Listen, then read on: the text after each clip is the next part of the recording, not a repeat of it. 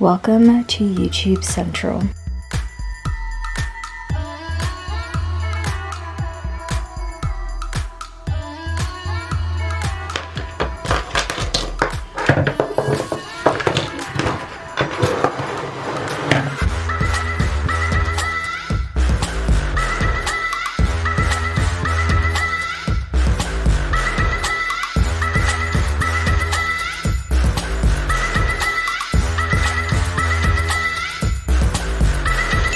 Hello everybody and welcome back to my channel. It's your girl Cheryl. If you're new, welcome to the C Squad. Today I am here with a highly requested video. This is gonna be my YouTube equipment and setup. So over the past year and a half of me being a YouTuber, I have accumulated a bunch of equipment that I use for all different purposes. Some old, some new, some that I never even ended up using. So that is what we're gonna get into today. So a tiny little disclaimer before I get into this video, I want to remind you guys that you do not need a whole bunch of fancy equipment to be a YouTuber. You can start with whatever you have. It's just a smartphone. Go ahead. If it's natural lighting, go ahead and do that. I'm just showing you guys what I've built up over the last year and a half, but you definitely don't need that to start a YouTube channel. I also have a lot of videos about starting a YouTube channel, which I'll link down below, so check those out. And every product that I talk about, literally 90% of them, 95% of them are from Amazon, so I will link the products down below. Keep in mind that those are affiliate links, and what that means is that if you buy a product from that link, I earn a small commission. It's just gonna help me grow my YouTube business. You can use them if you want to. If you don't want to, that's completely fine. There's no extra charge to you. Amazon will just pay me a tiny little commission. But anyway, don't feel pressured to use them. So let's get into the video. So let's talk about the first main thing, which is what are you going to film with? So if you guys are OG regular degulars, then you'll know I started out using my iPhone. This is the same iPhone. It's an iPhone XR. It's an oldie but a goodie. I know tons of people who use their Samsungs, like whatever smartphone you have, as long as it has a camera and you can take videos on it, you can totally use it. My camera was good, and here's the thing about it. If you have good natural lighting, like if you put your camera like this, let's say you guys are a window. If I'm filming like this and there's good natural lighting, then most times than not, the footage is pretty good. For me,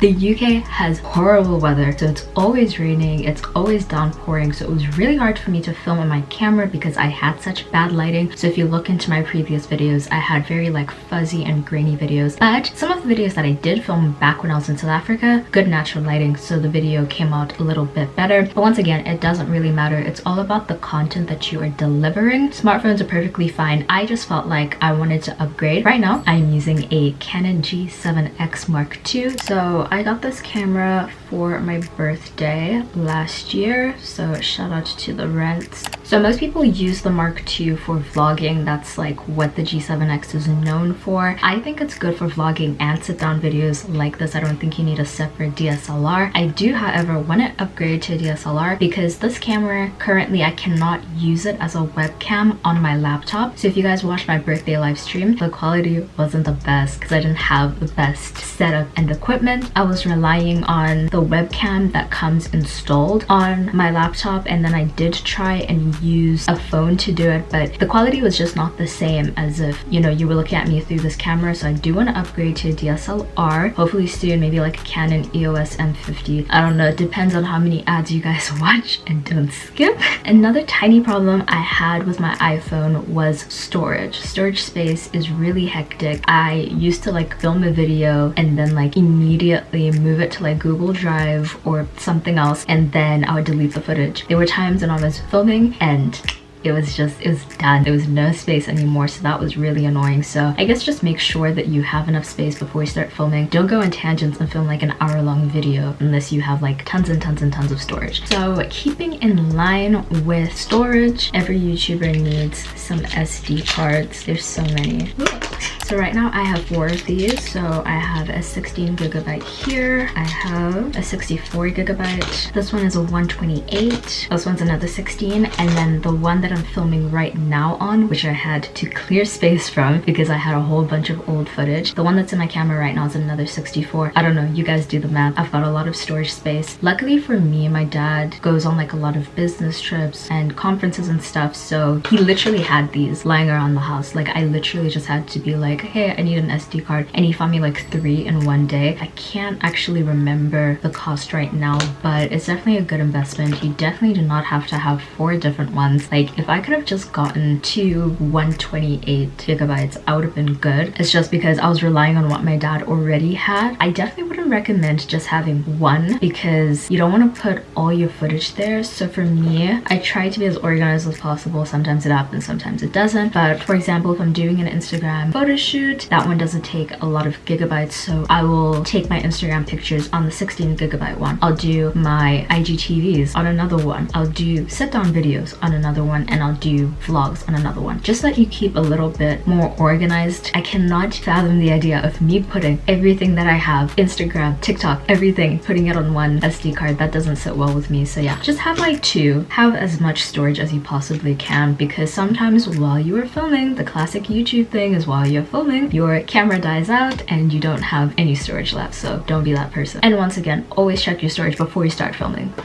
I actually forgot about these. They were on my list, but I forgot to put them in the intro. So over here, I have 2 hard drives. I think hard drives are really important. Backing up your work as a YouTuber is always really something that you should do. You don't want to lose footage. You want to move your stuff from your SD card to your hard drives. So this first one is a Seagate. I think it's 1 terabyte. My dad got it for me years and years and years ago. So this is what I was using, but I ended up upgrading to this. So this is a Lacy 1 terabyte. This is like the classic YouTuber hard drive. I'm gonna try and insert a picture of Alicia Marie. I think she has like 100 of these. I'm not trying to be that crazy, but if you watch a lot of YouTube, you will know that like YouTubers have like 3 or 4 of these. This is just a 1 terabyte one. They do have bigger sizes. It is quite pricey. I got mine on sale. I think it was on Cyber Monday or something. There was a sale on Amazon and I did get this discounted, but it was still, you know, it still hit my bank account. I don't save raw footage on here, but I do save all my completed videos and their thumbnails, because at the end of the day, we don't own YouTube. We don't control what happens with YouTube. If there's ever a point in time where YouTube just vanishes, I would like to have my content, and I'm sure you guys would too, in case, you know, we create websites or another social media platform pops up. So I like to have all my videos here so that I know in the future my videos are safe. Another thing that happens a lot is when YouTubers are vlogging. I'm sure you guys know when they're like, oh, my battery died. Well, I got a backup battery one day. I don't know what I was filming. I think I was filming a day in my life and my battery on my camera died, and then I had to go and charge it, but obviously it doesn't charge in like 5 minutes. So I ended up ending the vlog on my phone, which is like fine, but it was just very inconvenient. So I like to have a battery on hand. When I got my G7X, I got the battery charger that came with it, and then I got an official Canon battery as well, which is currently my camera. Then I decided to get another battery. If you want to get the actual Canon battery, they are a bit on the pricey side, like the official ones. So I ended up going on Takealot. If I can find the link, I will link it down below. But I ended up going on Takealot and I got this battery. So this is like a dupe of the official Canon battery. I find that it works perfectly fine. I haven't found a difference between the 2 batteries. I think they last about the same, and it's just convenient because if your battery does die, you can just pop this in and then put the other one on the charger. When that's done, you swap them out. It's just a lot more convenient, especially when you're vlogging in public, because you never know if your battery is gonna die. Having a spare one ready is always a good idea. Then you guys know I vlog a lot, so therefore I have vlogging tripods. Here's one. Here's my other one.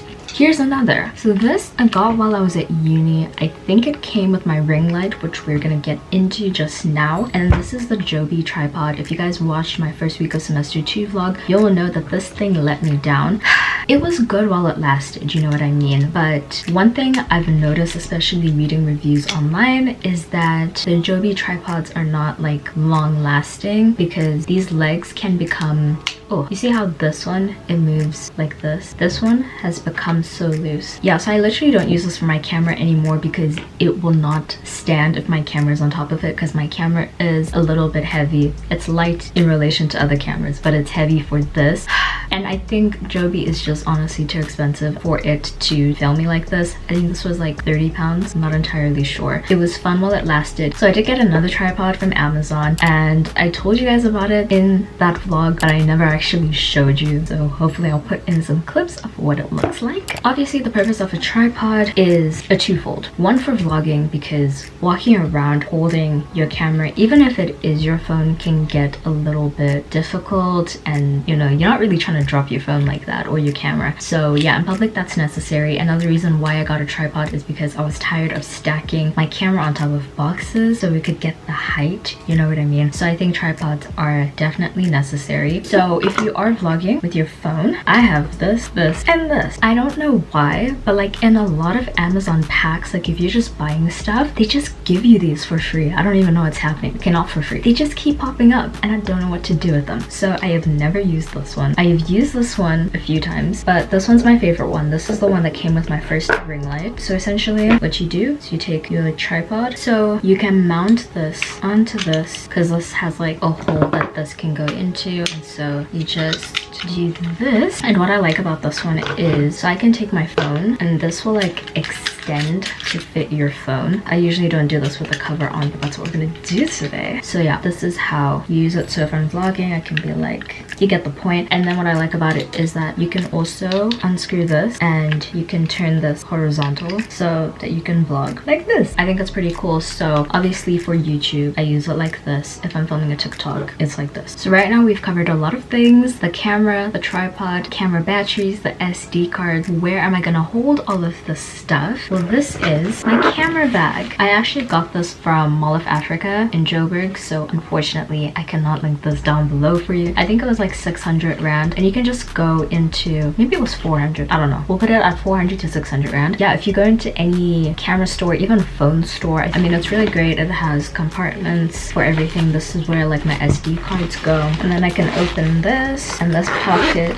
is usually where my tripod goes and everything. So it's really great to keep it organized, especially on vlogging expeditions. You want to like keep everything safe and everything together. So whenever I'm vlogging, that is like my camera bag. I carry it with me. Even just in general, like when I'm done filming this video and I'm going to sleep, I'm gonna take all my equipment and put it back in my camera bag because I want to keep my camera as safe as possible. So yeah, highly recommend a camera bag to go with everything. Next we have some lighting. So this was my first ever ring light. Isn't she a baby? Oh my gosh, this thing has been through the most. It has flown on a lot of planes. It follows me around. It's my baby and it's tiny. This is an 8-inch, it might be 6-inch ring light. Back when I was at uni and I was a struggling YouTuber with barely 100 subscribers, I think I probably had like 50, 60. I was like, this lighting situation is not happening because the UK is always raining. The sun is never there. So my footage just looked all out of whack, and I thought like, let me get a ring light so that it makes it a little bit better. But yeah, I don't really use this as much anymore unless I'm filming a TikTok or I don't know, taking a selfie, because it is really good for that. But I don't use it when I'm filming because the lighting on my camera adjusts pretty well, so I just prefer to use that. But this is definitely a good idea for people starting out. I think it was like 20 pounds, so super affordable. Then we have my editing software. I use Wondershare Filmora. I do have a video on how I edit my YouTube videos, which I mean, you can check that out if you want to. I edit my videos a little bit differently, but there it kind of shows you how I edit. So I paid 60 pounds, a one-time fee to have it for a lifetime, and Filmora is great. It gets the job done. I'm not gonna lie to you, it is a little bit slow because I have gotten my laptop upgraded, so I now know that it's the program, and it has kind of gotten annoying because I end up splitting a lot of my footage into like different parts so that it doesn't lag as much. So I mean, it's not the best thing ever. I would love to upgrade, but your girl, as I said before, is broke. I would love to move on to like iMovie or Final Cut Pro, but I don't have an iMac, I don't have a MacBook, so we're just gonna sit with Filmora for the time being. It is very beginner friendly, I will say that, and there are a lot of tutorials online for how to use it, including mine. The other week I tried to use Adobe Premiere Pro, and when I tell you, that thing is so confusing. I watched like 15 minutes of a YouTube video and I was just like, I'm not doing this. So yeah, in terms of like beginner friendliness, I think Filmora is a shout. It's one of those that's just a one-time fee, whereas Adobe, I think you have to pay monthly. So that's another reason why I like Filmora. Alternatives are, if you have an iPhone, you can edit on your phone. You can edit with iMovie, and I also know there's InShot. I use InShot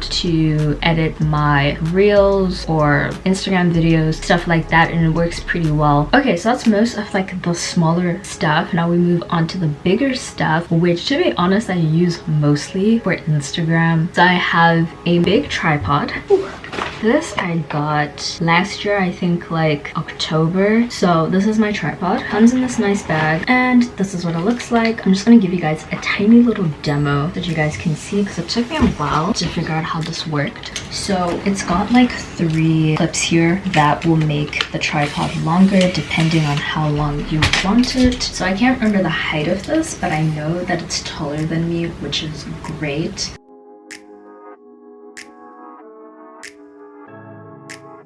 Okay, so right now it's just a little bit shorter than me.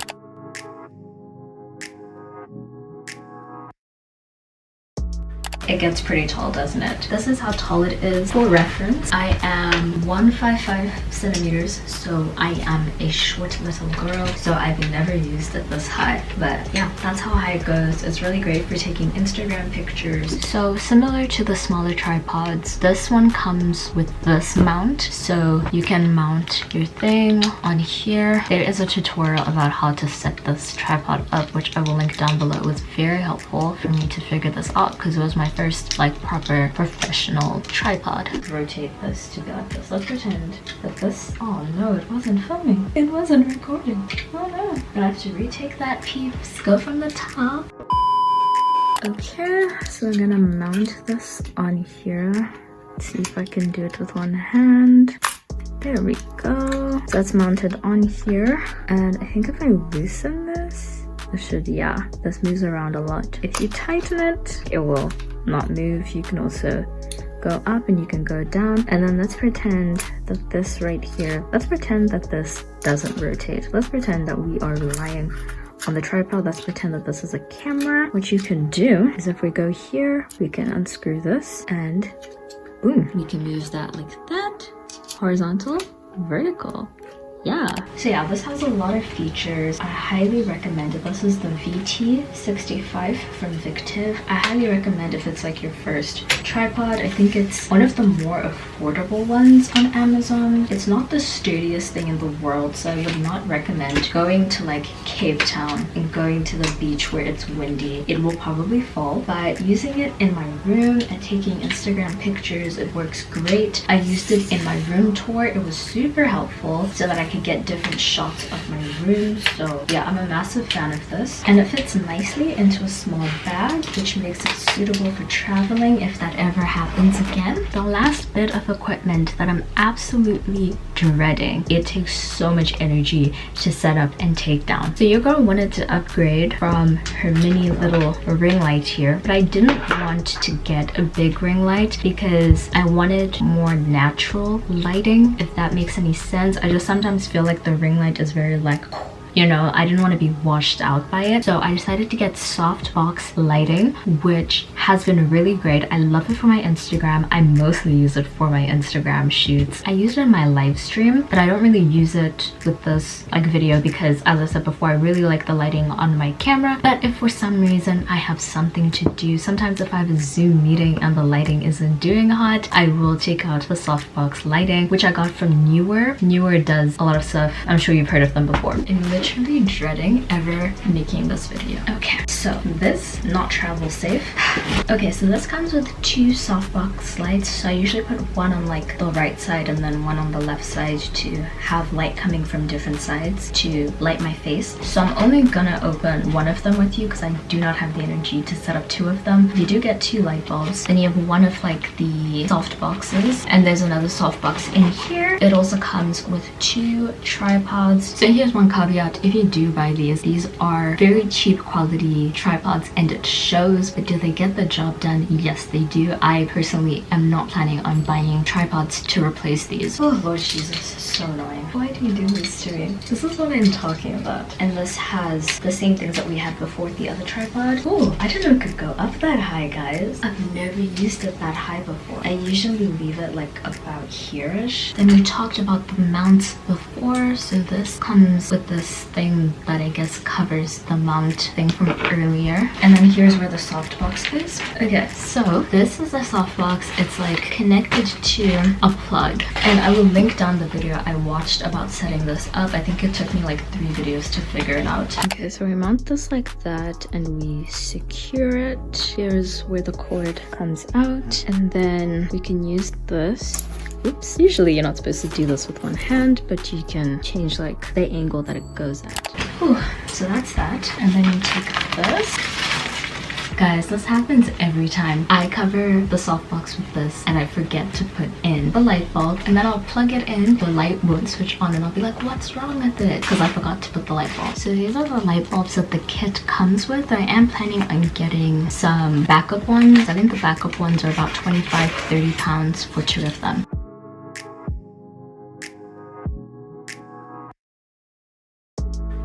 Ladies and gentlemen, her. Okay guys, you ready? You ready? You ready? So here is the softbox lighting. Keep in mind that it's just one of them. I usually have 2 on either side. And then this is what my natural lighting looks like. You guys might be feeling it. I feel like on my Instagram, the other lighting just looks so much better. But yeah, this is the natural lighting. Okay guys, I'm officially sweating. That is why I don't set these up that often. It's only for special occasions for my C Squad. Thank you guys for watching this video. Don't forget to check the links down below. Everything I talked about will be linked there. Be sure to like, comment, and subscribe to join the C Squad, and hit that notification bell to be notified when I upload new videos. I will see you guys in my next one. Bye!